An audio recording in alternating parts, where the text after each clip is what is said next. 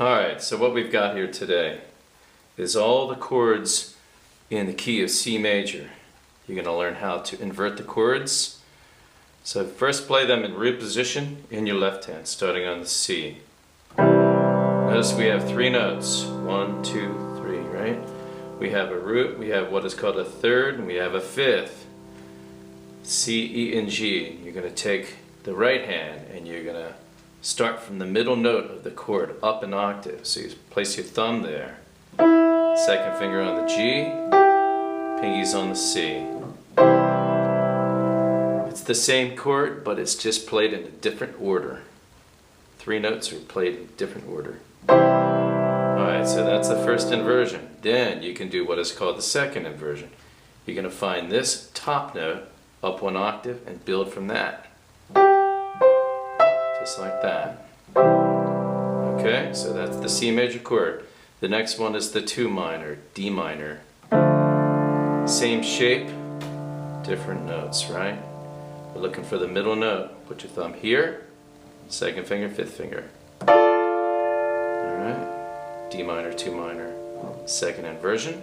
Remember, the second inversion is building on this top note of the left hand. Okay, going this way. Alright, onwards we go. This is the 3 minor. E, G, and B. E minor, 3 minor. First inversion, second inversion.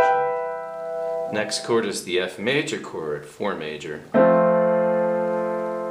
Position, first inversion, second inversion.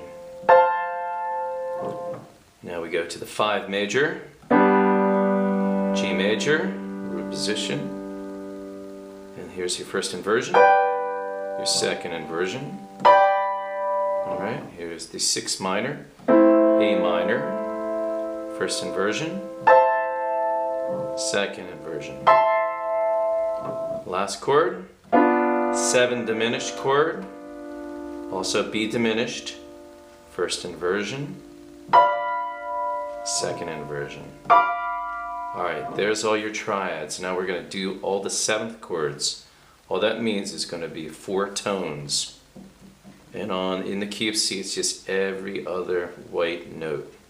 I recommend fingers 1, 2, 3, and 5 for this. There's your 1 major 7, C major 7, 2 minor 7, D minor 7, 3 minor 7, E minor 7, 4 major 7, F major 7, 5 7, G 7, A minor 7, 6 minor 7, 7 minor 7 flat 5, B minor 7 flat 5.